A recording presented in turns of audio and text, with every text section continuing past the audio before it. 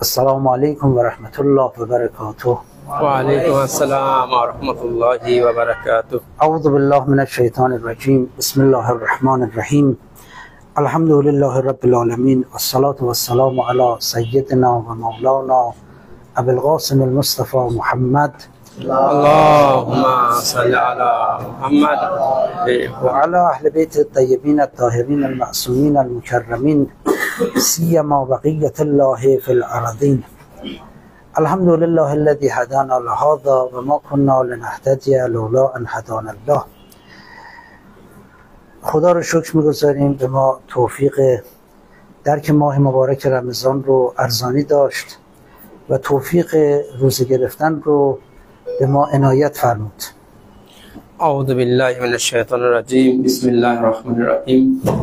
মহান আল্লাহ রাব্বুল আলামিনের দরবারে শুকরিয়া জ্ঞাপন করছি, তিনি আমাদেরকে পবিত্র মাহে রমজান পাওয়ার তৌফিক দিয়েছেন এবং আরো তৌফিক দিয়েছেন এই মাসে রোজা রাখার।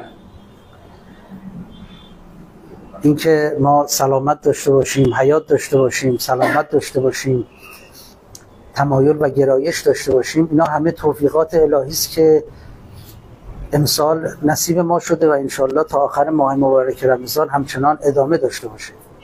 এই যে আমরা সুস্থ আছি, সুস্থ থাকার পরেও যে রোজা রাখার জন্য যে একটা মনের মধ্যে ইচ্ছা কামনা আছে এবং এটার জন্য আল্লাহর কাছে শুকরিয়া জ্ঞাপন করা উচিত এবং আরো শুকরিয়া জ্ঞাপন করা যাতে আমরা এই সম্পূর্ণ মাস রোজা রাখতে পারি। خب ما در یک ماه استثنایی قرار گرفتیم.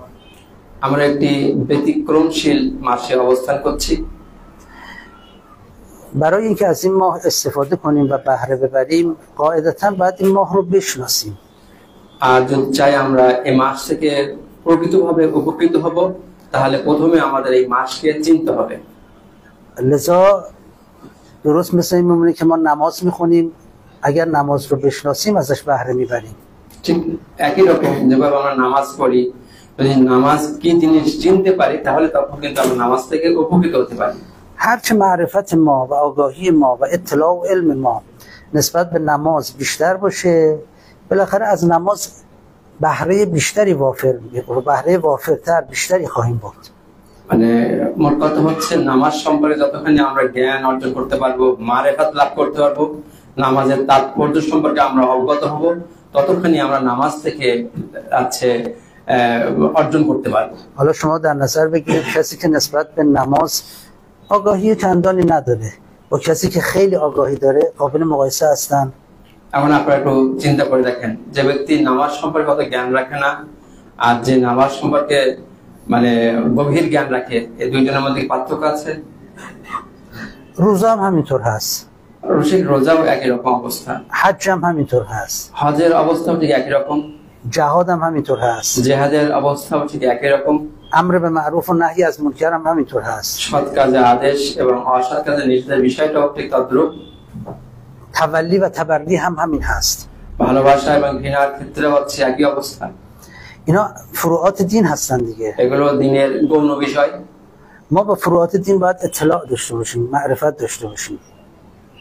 অতএব দিনের যে গৌণ বিষয়গুলো রয়েছে সেগুলো সম্পর্কে আমাদের জ্ঞান রাখতে হবে, তার মারেফত আমাদের অর্জন করতে হবে। لذا امام سجاد علیه السلام در دعای استقبال از ماه مبارک رمضان میفرمایند که و الهمنا معرفت فضله، خدایا معرفت فضل و در واقع بزرگی ماه مبارک رمضان رو به من الهام بکن. আর এই জন্য আমাদের চতুর্থ ইমাম জাইনুল আবেদিন আলাইহিস সালাম তিনি রমজান মাসকে স্বাগত জানাতে দোয়া সাইফে সাজদে রয়েছে, সেখানে বলছেন, আল্লাহ আমার অন্তরে ইলহাম করো। কি ইলহাম করো? এই রমজান মাসের মারেফাত এবং ফজিলাত যে রয়েছে সেটা আমাকে অবগত করো। فضیلتش بر ماهای دیگر، অন্য মাসের তুলনায় এই মাসের যে ফজিলত রয়েছে সেগুলো, بر زمانهای دیگر، অন্য সময়ের তুলনায় এই মাসের সময়ের যে ফজিলত সেগুলো। این ماه در واقع دارای یک برتری هستش. حالا امام میگه که خدا این برتریش رو به من بفهمون. অতএব এই মাস অন্য মাসের তুলনায় একটু প্রাধান্য রাখে। ইমাম বলছেন এই প্রাধান্যের যে অবস্থা এটা আমাকে অবগত করুন। لازمش اینه که من تأمل بکنم. আর আমার উচিত হচ্ছে এই বিষয়ে আছে গবেষণা করা, আছে চিন্তা করা। مهمترین راه کسب معرفت عزیزان تأمل کردن و تدبر کردن هستش. আমার প্রিয় ভাইরা, মারেফাত অর্জনের সবচেয়ে গুরুত্বপূর্ণ বিষয় হচ্ছে কি যে আছে চিন্তা করা এবং এর মধ্যে মনোযোগ নিবেশ করা। معرفت یک علم خاصیه. মারেফাত তার অর্থ হচ্ছে এক বিশেষ প্রকারের জ্ঞান। علمی است که انسان با جان درک میکنه نه با مغز و ذهن. মারেফাত এমন এক প্রকৃতির জ্ঞান যেটা মগজ দিয়ে না বরং অন্তর দিয়ে সে উপলব্ধি করে। مثلا شما معرفت دارید نسبت به در واقع دوست داشتن پدرتون، اینکه پدرتون رو دوست دارید، نسبت به این معرفت دارید. আপনারা আপনার পিতামাতাকে ভালোবাসেন, এই ভালোবাসার ক্ষেত্রে আপনার মারেফাত আছে। اینو بهش نمیگن علم داشتن. এই আছে এই বিষয়ে কি বলে না যে জ্ঞান রাখে, পিতামাতাকে ভালোবাসে, জ্ঞান রাখে বলে না। بله علم هست، آگاهی هست، دانش هست، اما فراتر از اون یه چیز دیگه هستش که در واقع بهش میگن معرفت. জি, এখানে জ্ঞান আছে, আছে ইলম আছে, কিন্তু এটা একটা বিশেষ পর্যায়ের জ্ঞান যেটাকে আর জ্ঞান বলে, এটা হলো মারেফাত বলে। چون با جانتون احساس میکنید که مثلا پدرتون رو دوست دارید، مادرتون رو دوست دارید، فرزندتون رو دوست دارید. কেননা আপনারা নিজের জীবন দিয়ে এটা উপলব্ধি করেন, আপনার বাবাকে ভালোবাসেন, মাকে ভালোবাসেন, সন্তানদের ভালোবাসেন। لذا معرفت یک علم قلبی هستش. আর এই জন্যই মারেফাত হচ্ছে একটি মানে অন্তর্নিহিত জ্ঞান। لازم نیست انسان بره درس بخونه معرفت پیدا بکنه. আর এই মারেফাত অর্জনের জন্য এমনটি নয় যে মানুষকে শিক্ষা অর্জন করতে হবে, باید بیابه، حس کنه. বরং এটা তার উপলব্ধি করতে হয়। برای یافتن و حس کردن تدبر خیلی مهمه. আর এই উপলব্ধি করার জন্য তার চিন্তা করতে হবে অনেক। اینکه شما در ماه مبارک رمضان نسبت به روزه تدبر بکنید. এই যে আপনারা মাহে রমজানের রোজা সংক্রান্ত বিষয়ে আপনারা চিন্তা করবেন, চিন্তা ভাবনা করবেন। خودتون که در روزه هستید و دارید حسش میکنید. আপনারা তো রোজার মধ্যেই আছেন, রোজা রেখেছেন, উপলব্ধি করতেছেন। بهترین موقعیت است برای اینکه درش تدبرم بکنید. আর এটাই হলো সবচেয়ে উত্তম মুহূর্ত যে সময়টা আপনি এই রোজা নিয়ে চিন্তা করতে পারেন। مثلا گرسنه میشید. উদাহরণস্বরূপ আপনি ক্ষুধার্ত হন, یاد ضعف خودتون میافتید. তখন আপনি নিজে উপলব্ধি করেন যে আপনি میگید দুর্বল چقدر من হচ্ছেন। ضعیف هستم. কেন আমি দুর্বল হচ্ছি? 10 ساعت غذا نخورم از پا میافتم. আমি 10 বছর দিয়ে খাবার না খাই তাহলে মরে যাব। با 2 تا لقمه سر پا میشم. কিন্তু 2টা লোকমা যদি খাই তাহলে আমি আবার উঠে দাঁড়াতে পারি। آخه من چه موجودی هستم که انقدر ادعا دارم؟ তাহলে আমি কি প্রকারের আছে অস্তিত্ব যে আমার অবস্থা এরকম, না খেলে এরকম হইতে খেলে উঠে দাঁড়াই। اگه یه شبانه روز به من غذا نرسه در واقع تمام آثار حیاتی تعطیل میشه، میافتم کناری. যদি আমি একটি দিন এবং রাত সম্পূর্ণ না খেয়ে থাকি তাহলে আমি আচ্ছা আমার জীবনের যে আছে বিষয়গুলো আছে সেগুলো থেকে আমি একদম পড়ে যাবো আর কি কিনারে। اگه قوی ترین مرد دنیا هم باشم هان ضعیف میافتم، یه جایی هیچ کار نمیتونم بکنم. যদি দুনিয়ার সবচেয়ে শক্তিশালী মানুষকে যদি একদিন এবং এক রাত সম্পূর্ণ খাবার না দেওয়া হয় সেও কিন্তু ঝিমাই পড়বে। اگه قوی ترین فکر و علم هم داشته باشم کارایی دیگه نداره، تعطیل شده. এমনকি সে যদি সবচেয়ে বিজ্ঞানী হয়, গবেষক, জ্ঞানী মানুষ হয়, একদিন এক রাত না খায় সেও কিন্তু পড়ে যাবে। اگه زیباترین فردم باشم چروکیده میشم، میافتم یه جایی. যদি পৃথিবীর সবচেয়ে সুন্দরতম মানুষও হয়, সে যদি একদিন এক রাত না খায় তার কিন্তু চামড়া গোটায় আসবে, সে কিন্তু এক জায়গায় পড়ে যাবে কোনায়। هیچ کدوم از هنرهام دیگه کارایی نداره. এবং এখন কিন্তু আর কোনো আছে তার ওই শিল্প আর কোনো কাজে আসবে না। بستگی داریم به یه 2 تا قلیه گوشت و نون. এটা একটা প্রয়োজন হচ্ছে কি এক টুকরা রুটি আর 2টা হচ্ছে গোশের টুকরা। ببین چقدر ضعیف هستیم. তাহলে দেখছেন আমরা কত দুর্বল মানুষ। یه لیوان آب بهمون نرسه میمیریم. যদি এক গ্লাস পানি আমাদের না দেওয়া হয় মানুষ আমরা মারা যেতে পারি। پس نعمت خدا چقدر بر ما زیاده که درش غرقیم و فراموش میکنیم، غفلت میکنیم. তাহলে দেখুন আল্লাহ রাব্বুল আলামিনের নিয়ামত কতখানি আমাদেরকে পরিবেশন করে রয়েছে, আমরা ডুবে আছি নিয়ামতের মধ্যে কিন্তু আমরা ভুলে আছি। دیدید یه 30 ثانیه نفستون رو حبس بکنید، اون موقع قدر این هوا رو میدونید. আপনারা 30 সেকেন্ড এই আপনার নিঃশ্বাসটা আটকে রেখে দেন, তখন বুঝবেন যে বাতাস কত প্রয়োজনীয় একটা জিনিস। یه ذره دستمون زخم میشه، قدر سلامت رو در واقع عافیت رو میدونیم. আমাদের হাতে যদি কেটে যায় তখন আমরা বুঝি যে সুস্থতার গুরুত্ব কতখানি। پس این تأمل در ماه رمضونه، این تأمل در چی هستش؟ روزه هستش. তাহলে কি হলো কি, এটা হলো সেই রোজা সম্বন্ধে বিষয়ে চিন্তা করা, একটু গভীরভাবে আর কি মনোনিবেশ করা। عزیزان باور میکنید خیلی کسا سالها گرسنه هستن؟ আমার প্রিয় ভাইরা, আপনারা কি বিশ্বাস করেন অনেকে আছে সারা বছর তারা ক্ষুধার্ত থাকে? نه اینکه غذا نخورن، এর কথার অর্থই না যে তারা খাবার খায় না, اما اون چیزی که دوست دارن بخورن نمیخورن، বরং যেটা তাদের খাওয়া জন্য তারা চায় সেটা তারা খায় না نمیتونن بخورن এবং সেই খাওয়ার সক্ষমতা তাদের নাই। من و شما غرق در نعمتیم، اصلا برامون این مفهوم نداره। আমরা যেহেতু রব্বুল আলামিনের নিয়ামতে ডুবে আছি, এজন্য আমরা এটা বুঝি না অনেক সময়। عمدتاً چیزایی که دوست داریم برامون فراهمه، میخوریم। সাধারণত যে জিনিস আমরা পছন্দ করি সেটা আমাদের জন্য আচ্ছা সামনে থাকে, আমরা খেয়ে ফেলি।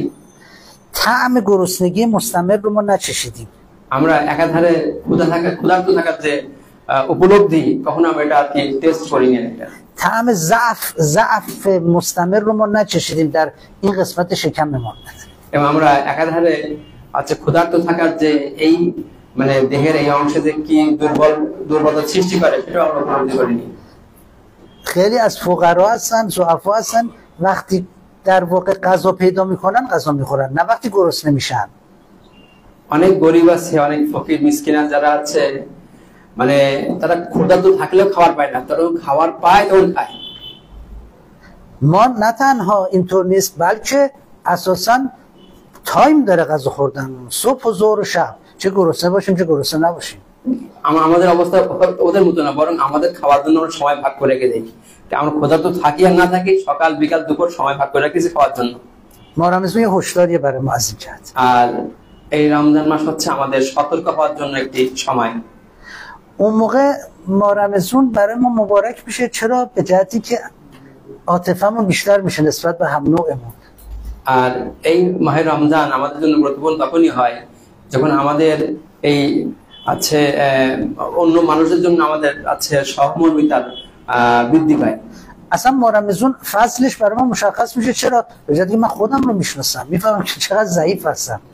এবং মাহে রমজানের যে একটা ফজিলাত তখনই প্রমাণিত হয় যখন আমি নিজে বুঝতে পারি যে আমি মানুষ হিসেবে কতখানি দুর্বল মানুষ। این میشود معرفت فضل ماه مبارک رمضان। আর এটা হচ্ছে সেই মাহে রমজানের আছে মারেফাত, যেটা হলো ফজিলাত সম্পূর্ণ মাস। و همچنین امام سجاد میخوان و الهمنا معرفت فضلی و اجلال حرمته، خدایا به من معرفت عظمت بزرگی ماه رو بچشان، الهمنا یعنی بچشان، الهام کن به من، و این که من اجلال کنم حرمت این ماه رو. این ماه دارای حرمت، این ماه دارای احترامه و من احترام این ماه رو نگه بدارم। আচ্ছা, ইমাম জাইনুল আবদিন ইসলাম যে ওই আগের সেই দোয়াতে তিনি বলছেন কি, আল্লাহ আমাকে এই মাহে রমজানের মারেফাত কি করেন কি, আমাকে চাকার তৌফিক দিন, উপলব্ধি করার তৌফিক। ইলহাম মানে কি, মানে উপলব্ধি করার তৌফিক দিন। পাশাপাশি এই মাসের যে হুরমত আছে, সম্মান আছে, সেই সম্মান রক্ষা করার জন্য আমাকে তৌফিক দান করুন। شما وقتی نماز میخونید دروغ میگید؟ যখন আপনারা নামাজ পড়েন তখন কি আর মিথ্যা কথা বলেন? نه نمیشه। না, এটা কখনোই সম্ভব না। نماز میخونید غیبت میکنید؟ যখন আপনারা নামাজ পড়েন তখন পরচর্চা করতে পারেন? فکرتون به جاهای گناه میره؟ তখন আপনাদের চিন্তা কি গুনার কাজে লিপ্ত হতে পারে? دستتون ظلم میکنه؟ আপনাদের হাত কোনো অন্যায় করতে পারে? ببینید چرا وقتی نماز میخونید سعی میکنید خودتون رو حفظ کنید، بدنتون رو حفظ کنید، سمت راست و چپ نمیگردید؟ যখন আপনারা নামাজ পড়েন তখন আপনারা সোজা হয়ে দাঁড়িয়ে থাকেন, ডান পাশেও আপনারা ঘোরেন না, নিজেকে সংরক্ষণ করেন।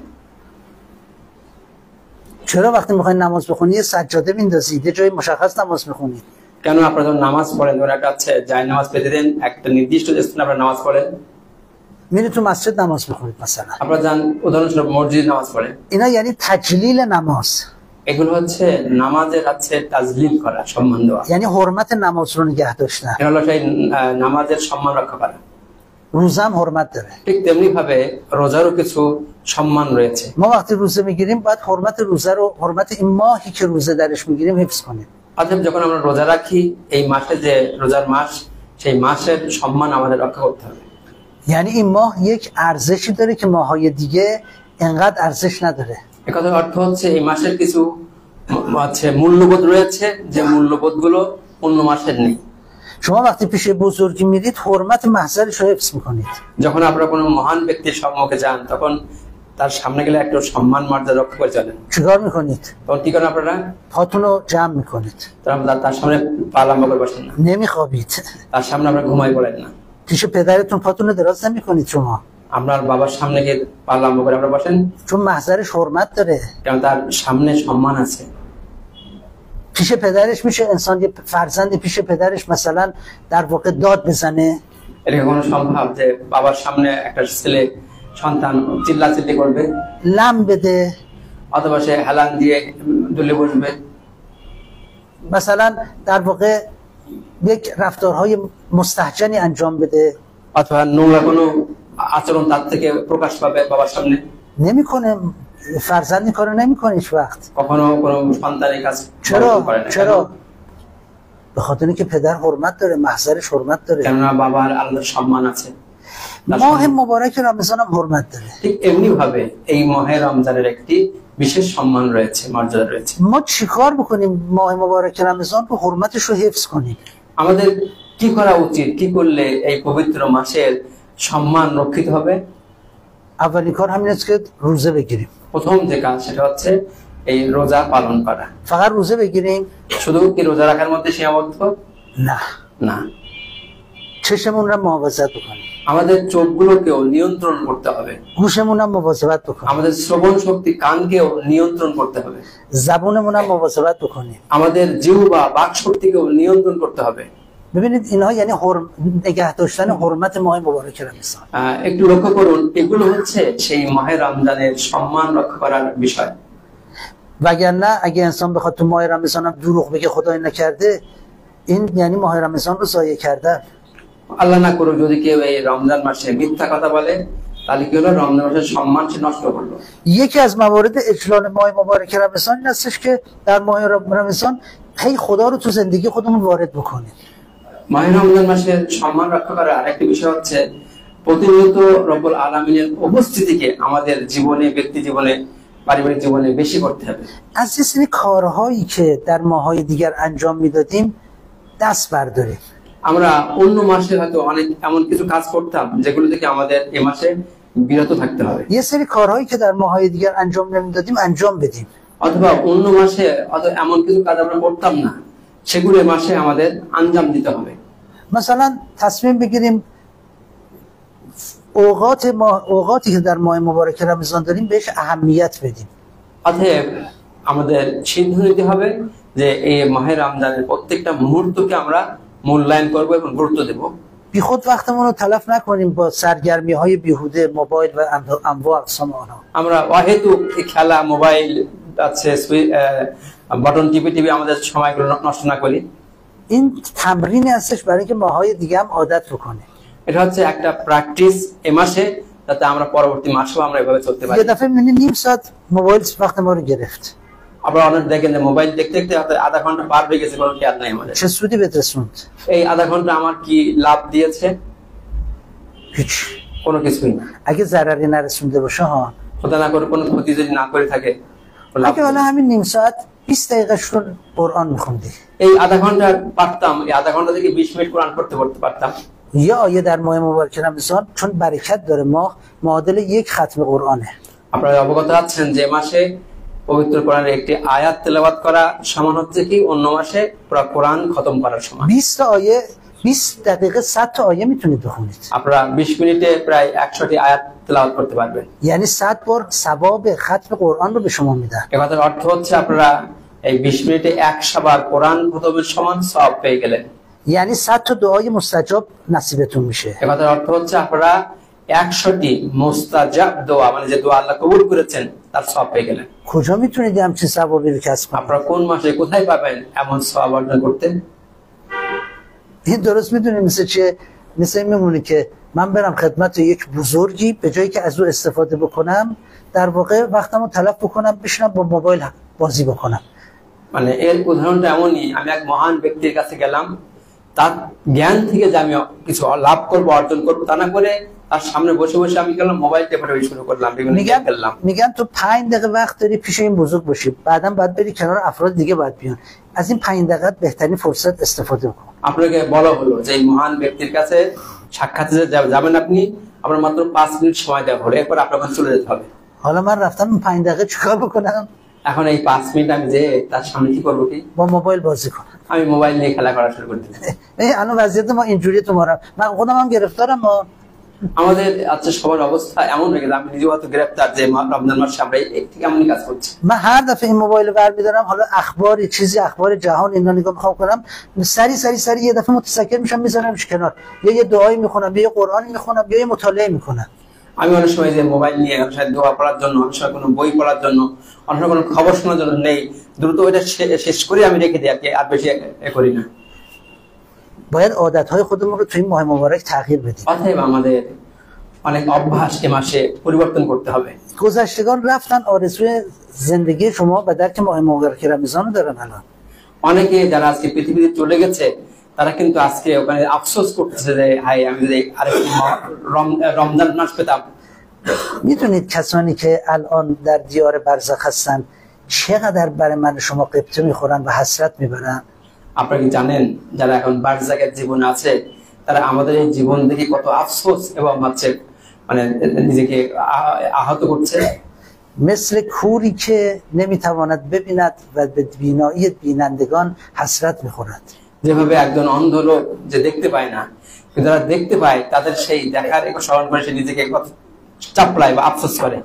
دیدید بچه‌ای که فلج شده بعد از اینکه خوب بوده، شیطون بوده، زرنگ بوده، فلج شده نشسته، بچه‌ها که جلوش بازی میکنن میدونید چقدر حسرت میخوره؟ আপনারা দেখেছেন যে ছেলে আগে প্রথমে সুস্থ ছিল, খেলাধুলো করতো, কিন্তু হঠাৎ করে কোনো কারণে পঙ্গু হয়ে গেল এবং তার বন্ধু যখন খেলা করে তখন মনের মধ্যে কত আফসোস হয় যে আমিও তো একসময় ছিলাম, খেলা করতাম। ঠিক اونا الان همچین حسرتی رو به ما میخورن. ঠিক যারা বারজাকের জীবনে আছে তারা আজকে আমাদের এই জীবন দেখে এমন তারা আফসোস করছে। তারা آه میکشن میگن تو بهترین ثروت رو داری، ماه رمضان الان تو دستت، استفاده کن. তারা ওই বারজাকের জীবনে করে আফসোস করে বলছে যে তোমাদের হাতে সবচেয়ে মূল্যবান সময় রমজান মাসে এসেছে, তোমরা এর থেকে উত্তম ভাবে তোমরা ব্যবহার করো। میکسر از دستت گرفته میشه به دست کسان دیگه میفته. এবং তারা বলছে সেখান থেকে যে এই সুযোগ কিন্তু তোমার হাতে নিয়ে নেওয়া হবে, নিয়ে আরেকজন হাতে দেওয়া হবে। این ماه برای من و شما دائمی و مستمر و ابدی نیست. এই মাস আমার জন্য আপনার জন্য কিন্তু চিরস্থায়ী মাস নয়। ما بازنشسته خواهیم شد. আমরা অতি শীঘ্রই আমরা এই মাস থেকে আমরা সুযোগ থেকে বঞ্চিত হয়ে যাব و کسان دیگه جای ما رو میگیرن. এবং অন্যরা আমাদের এই জায়গায় এসে অবস্থান করবে। اون موقع برخوردار بودیم، الان حسرت کش هستیم. এবং তখন আমাদের এই সুযোগ ছিল, কিন্তু ওই সময় যে আমরা আফসোস করবো যে এই সুযোগ আমাদের হাত থেকে চলে গেছে। لذا تا برخوردار هستیم استفاده بکنیم، بهره ببریم. অতএব যতক্ষণ আমরা এই সুযোগ পাচ্ছি এর থেকে আমরা লাভবান হয়ে উপকৃত হই।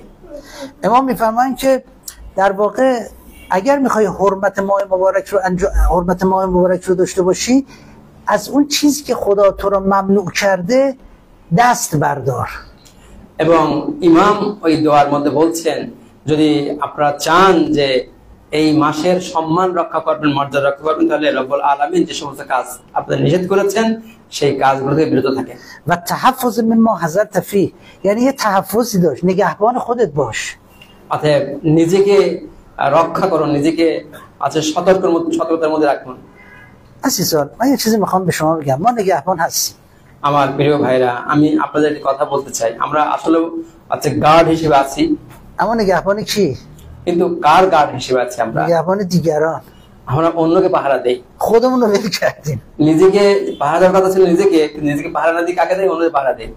ما نگهبان خودمون باید باشیم، نه دیگران. আমাদের নিজেকে নিজে পাহারা দিতে হবে, না অন্যের পাহারাদার আমরা হব। ما خودمون رو ول کردیم، به فکر این هستیم این چیکار میکنه اون چیکار میکنه، مواظب این باشیم مواظب اون باشیم، خودمون رو رها کردیم. আচ্ছা, নিজেকে আমরা ছেড়ে দিয়ে ও কি করলো, ওটা করছে কেন, সেগুলো আমার পাহারা দিয়ে খুঁজে বেড়াই, আর নিজের চিন্তা আমরা করি না, নিজেকে ছেড়ে দিয়ে রেখেছি। بیشترین کسی که احتیاج به نگهبانی داره خود ما هستیم. মানে যার সবচেয়ে বেশি পাহারাদার প্রয়োজন, যার সবচেয়ে বেশি রক্ষক প্রয়োজন, সেটা আমি নিজে, আমার নিজের পাহারা দিতে হবে আমার নিজেকে। خداوند به پیامبر چی میگه؟ মহান আল্লাহ রাব্বুল আলামিন প্রিয় নবীকে কি বলেছেন কি قو انفسکم و اهلیکم خودتون رو حفظ بکنید نه دیگران رو حفظ بکنید তিনি বলছেন যে তুমি নিজেকে বাঁচাও নিজেকে رক্ষা করো اینکه فلانی چیکار کرد کجا رفت چقدر پولدار شد چقدر ظلم کرد چیکار نکرد به من چه مربوطه এই যে অমুক কোথায় গেল প্রত্যেক টাকা আনলো কার জুলুম করলো কার কি করলো এটা আমার কি বিষয় حالا ببینید تأمل بکنید تو وجود خودمون در همین ماه مبارک رمضان এখন এই মাহে রমজানে আপনার নিজেকে নিয়ে একটু চিন্তা করুন من اولا هستم به تحمل در وجود خودم نسبت به شما আমি আপনাদের তুলনায় অগ্রাধিকার রাখি নিজের বিষয় চিন্তা করার ক্ষেত্রে چقدر ما نگهبان خودمون هستیم و محاسبه‌گر خودمون هستیم আমরা کتوخانی নিজের পাহারা দেই এবং নিজের আমলকে আমরা হিসাব কিতাব করি چقدر کارهای خودمون رو مورد ارزیابی و محاسبه قرار میدیم هر روز আমরা কতখানি আমাদের প্রতিদিনের কাজ কর্মকে হিসাব কিতাব করি এবং কি করলাম সেগুলো আমরা যাচাই করি یه دفعه می‌بینیم کارهای دیگران رو بیشتر محاسبه می‌کنیم تا کارهای خودمون رو এক সময় দেখবেন যে আমরা অন্যের কাজগুলো বেশি হিসাব করি সে কি করলো আমার নিজের কাজ ফেলে রেখে شب‌های ما رمضان وقت خوبی هستش که یه مقدار به خودمون بپردازیم অতএব এই রমজান মাসের রাতগুলো সবচেয়ে উৎকৃষ্ট সময় আসুন নিজের হিসাবগুলো আমরা টানি ببینیم در روز تا شب چیکار کردیم আমরা দেখি সকাল থেকে রাত পর্যন্ত কি করেছি کارهای خیر کردیم خدا رو شکر کنیم যদি ভালো কাজ করে থাকি তাহলে আল্লাহর দরবারে শুকরিয়া জ্ঞাপন করি خدایا شکرت میکنم که روزامو گرفتم আল্লাহ আল্লাহ রাব্বুল আলামিন আপনার শুকরিয়া জ্ঞাপন করছি যে আপনি আমাকে রোজা রাখার তৌফিক দিয়েছেন نمازامو اول وقت خوندم আমি নামাজকে তার প্রথম লগ্নে পড়েছি خدایا شکرت میکنم که این خدمت رو به یه مستمندی کردم আল্লাহ রাব্বুল আলামিন তোমার দরবারে শুকরিয়া করি যে আমি একজন গরিবকে সাহায্য করার তৌফিক পেয়েছি اونجا می‌خواستن غیبت بکنن من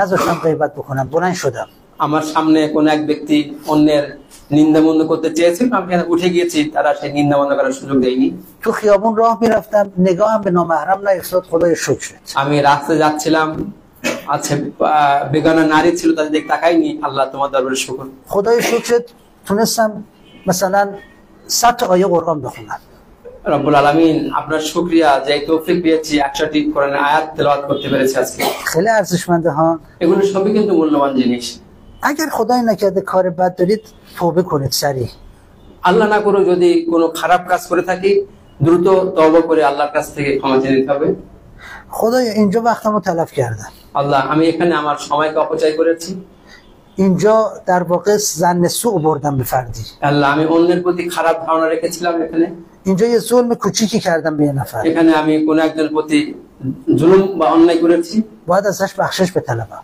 এবং তার কাছ থেকে আমার ক্ষমা চাইতে হবে اینا یعنی نگهبان خود بودن এগুলো হচ্ছে নিজের পাহারাদার হওয়ার বিষয় اگر نگهبانی تکرار بشه ما رو حفظ میکنه اون موقع আর যদি এই পাহারাদারিত্ব আমরা যদি সবসময় করি তাহলে কিন্তু আমি নিজেকে রক্ষা করব و ان علی صیامه به کف الجواره خدایا من رو بر روزه کمک بده به چی کمک بده হে আল্লাহ আমাকে রোজা রাখার ক্ষেত্রে আমাকে সহযোগিতা করুন কিসের সহযোগিতা به اینکه گرسنگی بکشم যাতে আপনি ক্ষুধায় শান্ত থাকতে পারি تشنگی بکشم আমি যাতে পিপাসায় শান্ত نه থাকতে পারি اینم خدا اینو کمک میده روزه رو داریم میگیریم এগুলো আল্লাহ রাব্বুল আলামিন সাহায্য করবেন এগুলো তো রোজা রাখতেছি আমরা نه خدای فراتر از این من رو کمک بده না হে আল্লাহ এর চেয়ে আরো বেশি আল্লাহ আমাকে বিশেষ ময়দানে সাহায্য করবেন فقط خودداری از غذا و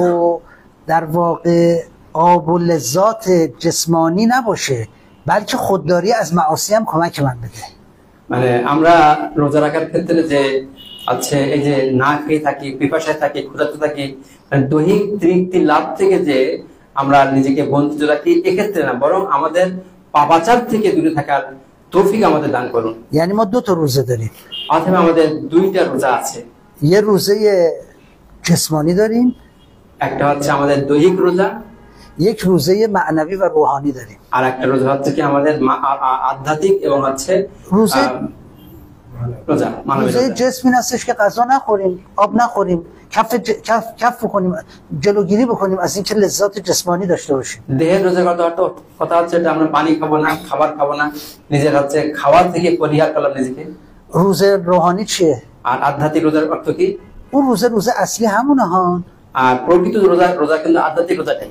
یعنی از معاصی، از گناه ها، از ذنوب، از سیئات، از خطایاها دوری بکنیم. খারাপ কাজ থেকে, মন্দ কাজ থেকে, গুনাহ থেকে, অন্যায় অত্যাচার থেকে নিজেকে দূরে রাখা, এটা হচ্ছে সেই আধ্যাত্মিক রোজা। یعنی با شکم روزه زبونمون روزه باشه.